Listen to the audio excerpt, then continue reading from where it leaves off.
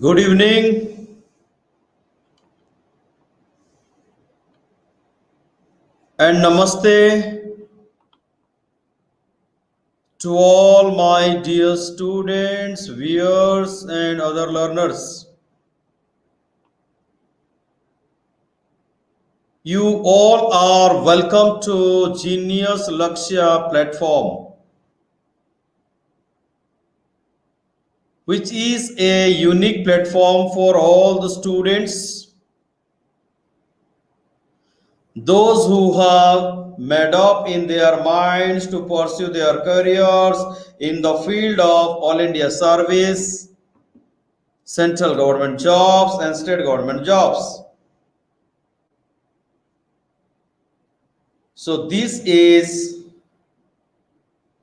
an absolute foundation course, foundation preparation from the students who have started preparing for their lives. So the whole program has been designed in such a way that anyone can join the program from standard 7 onwards. From standard 7 to matriculation, we have a junior program, and matriculation and above can join the program that is a senior program. So we have been coming to you with current affairs as well as the static. Both are very, very important. So in order to maintain the balance, we have been coming to you with so many topics from the UPSC syllabus. So if you have any doubts and queries, you can write us on the email ID rohitsika@geniusschool.co.in. For any information regarding any kind of government jobs, you can contact us on the email ID. And we are committed to providing you the best possible teaching, training, and motivation so that you can achieve your emotional and passionate dream of your life. So today I have come to you with a static subject from the Indian polity, which is very, very important in any kind of government jobs, whether UPSC, GPSC, NDA, and CDS. Very, very important. So let's start.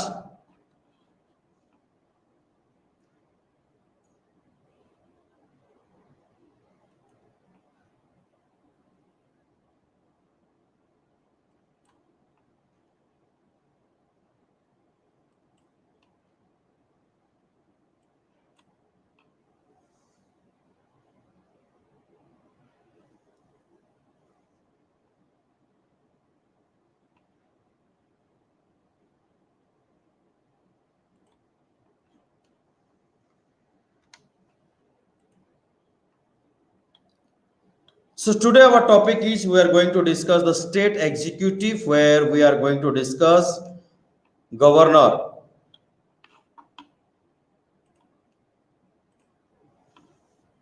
Okay, so the introduction is the Constitution of India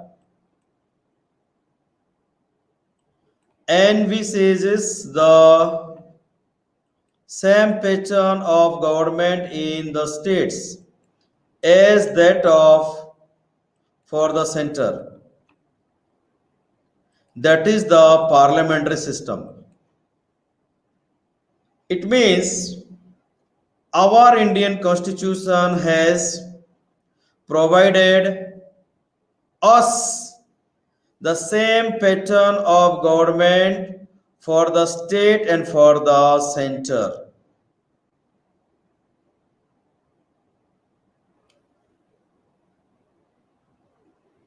Part 6 of the Constitution of India deals with the government in the state.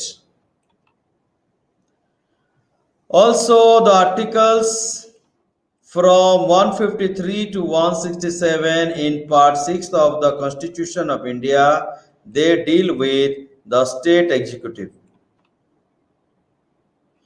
And what do you mean by state executive? Who are they?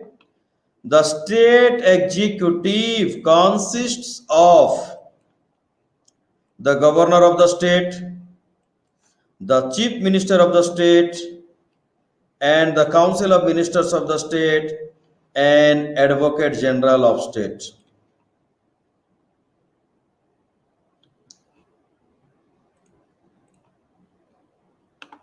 Thus,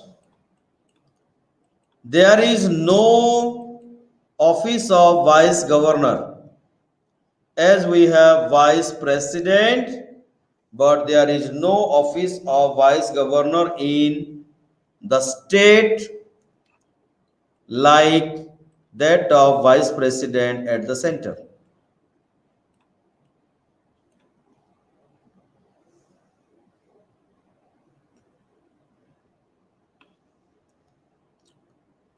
The governor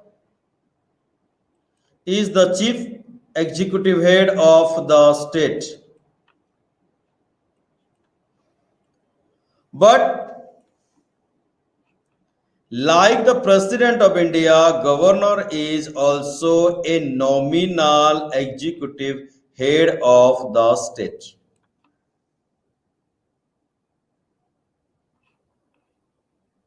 He is also called titular head or the constitutional head.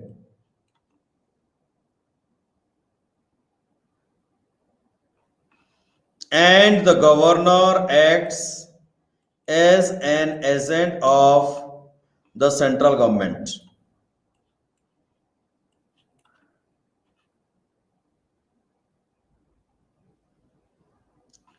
Therefore,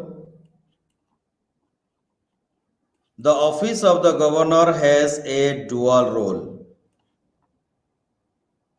because he acts as a governor for the state.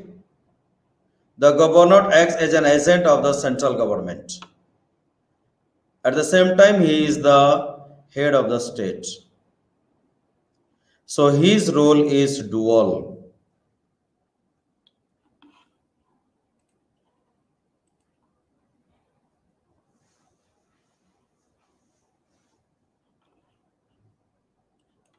Usually, there is a governor for each state,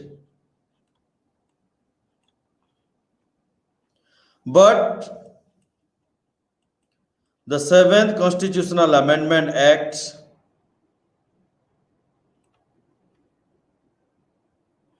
of 1956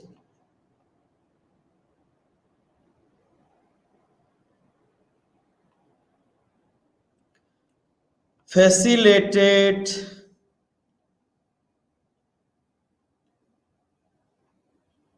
the appointment of the same person as governor for two more states. Means one person can be the governor for two states.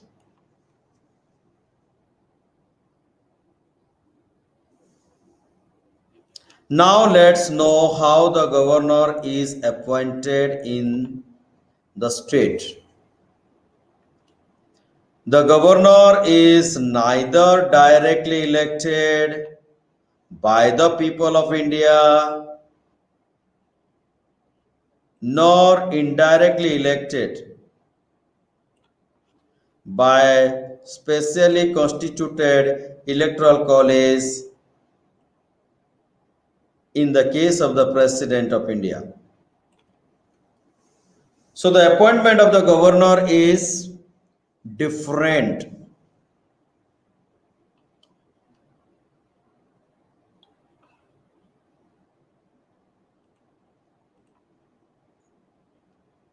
The governor is appointed by the President of India.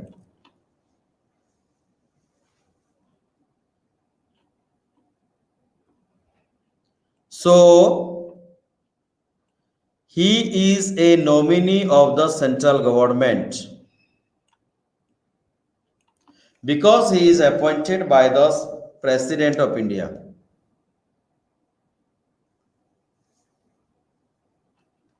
The office of governor is of a state is not an employment under the central government. It is an important and independent constitutional office.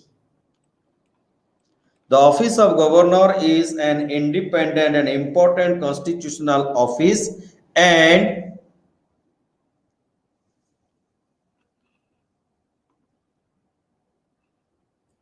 the governor office is not under the control of or subordinate to the central government. It is an independent constitutional office.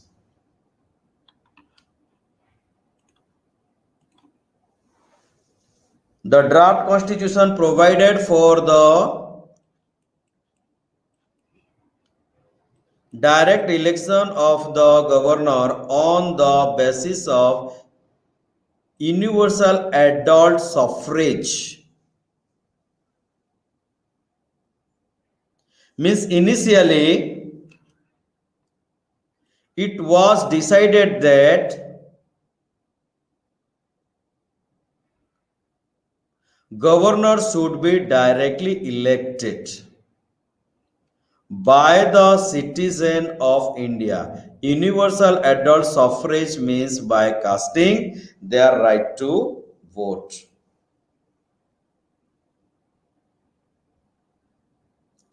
But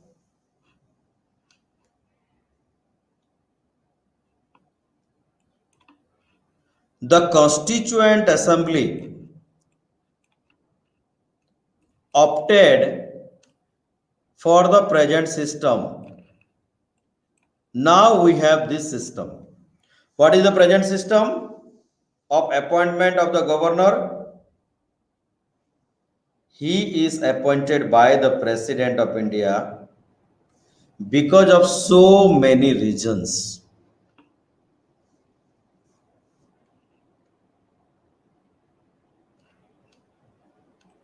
The election of the governor is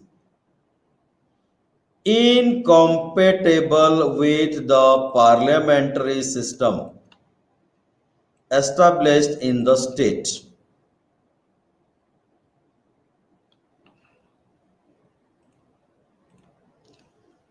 The mode of the direct election is more likely to create conflicts between the governor and the chief minister. If the governor would have been elected, then the direct election is likely it would have created a conflict between the chief minister and the governor of that state. So he is not elected. And the governor being only a constitutional head,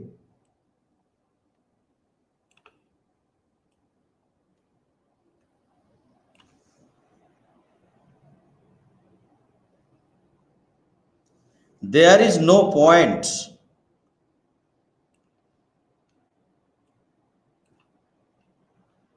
in making elaborate arrangements for his election, and it is needless to spend huge amount of money for the election of the governor. So the governor of state in India is not elected. The election of the governor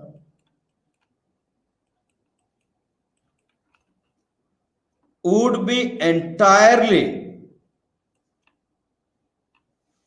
on personal issues.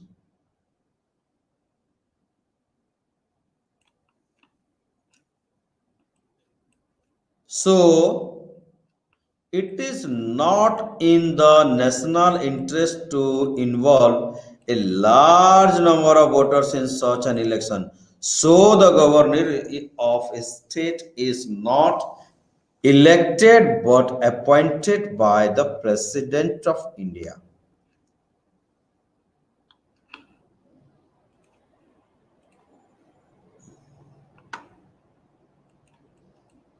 An elected governor would naturally belong to any political party, then only he can go for election.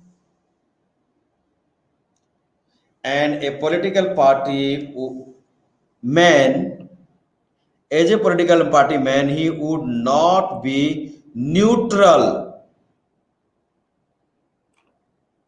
person and impartial head. So he is not elected but appointed by the President of India.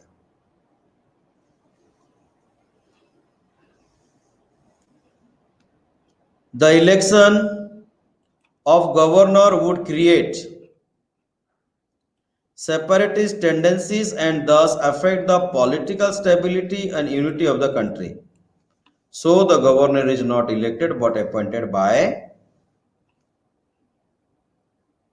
the President of India in order to avoid this separatist tendency in the country.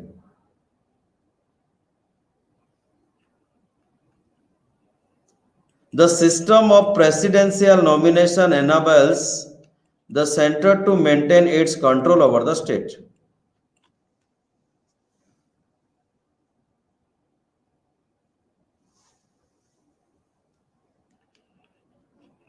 Because the governor is an agent of the center in the state.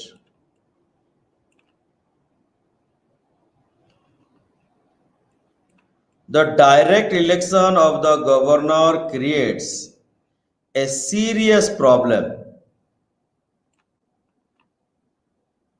of what? Of leadership at the time of a general election in the state. So instead of he is elected, he is appointed.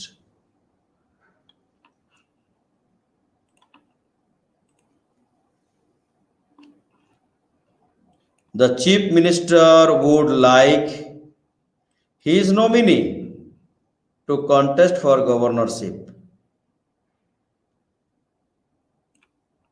If governorship would have been elected by the people of the country.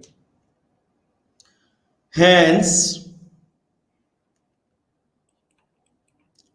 a second-rate man of the ruling party is elected as governor.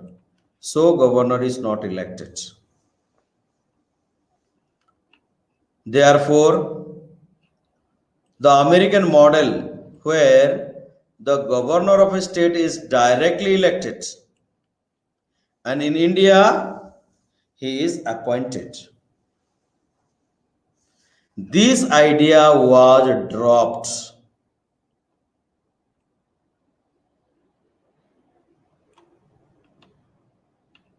and The Canadian model,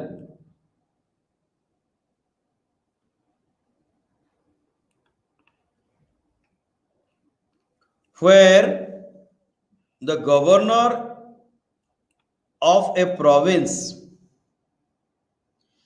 is appointed. As in India, governor is appointed. In Canada, also governor is appointed by the governor general, who is the head of the center. And this model has been accepted in India and was accepted from the Constituent Assembly.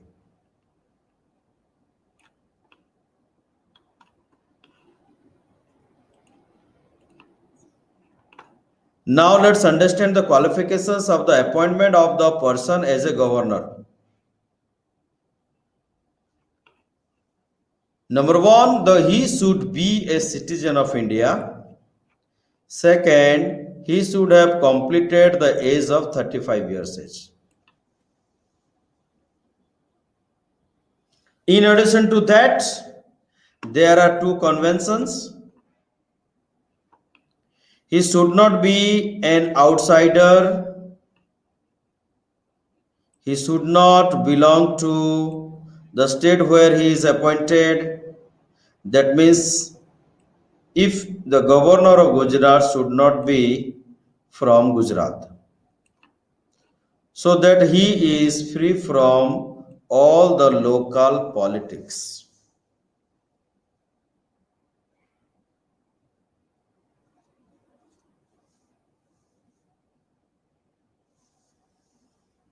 Second,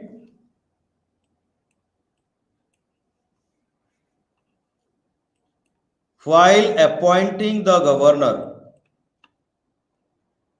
the president is required to consult the chief minister of state concerned. For example, the governor of Gujarat is to be appointed, then the chief minister of Gujarat should be consulted by the President of India.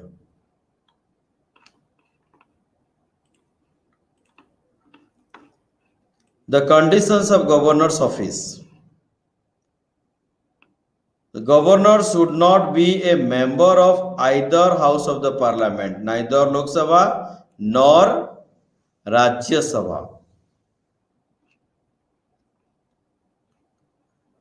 Also, he should not be a member of Legislative Assembly, Vidhan Sabha. In case if any such person is appointed as the governor, means a member of Lok Sabha or Rajya Sabha or Legislative Assembly is appointed as the governor, then he is deemed to have vacated his seat, means he has to vacate his seat in the house on the date on which he enters upon his house as the governor. So he has to vacate the seat. He has to leave the office as a member of parliament or as a member of legislative assembly. At the same time, the next condition for the governor office is governor should not hold any other office of profit. Also, he is entitled without payment of rent to the use of his official residence. So he is given the Raj Bhavan.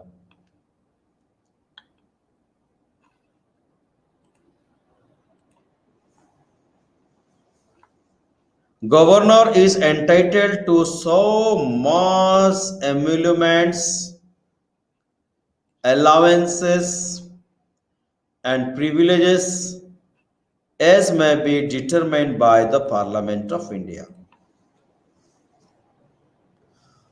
when the same person is appointed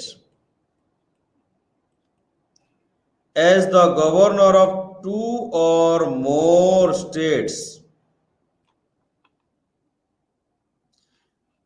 In such situation, the emoluments and allowances payable to him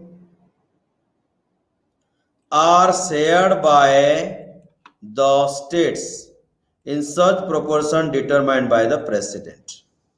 For example, Mr. X is the governor of two states, A and B.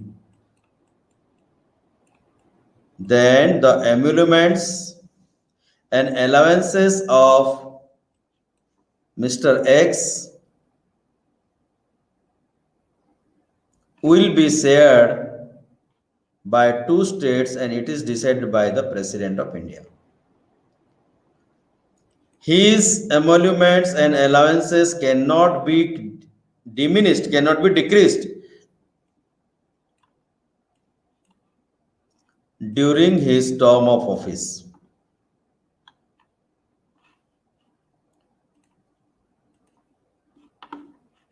In 2018, the Parliament has increased the salary of the governor from 1.10 lakh to 3.50 lakh per month. So thank you very much. This is the end of the presentation. If you have any doubts and query, you can write me on my email ID and we will get back to you. Okay. So if you have any doubts and queries, you can ask me regarding the topic. So till then, take care. Bye bye. Jai Hind. Jai Bharat.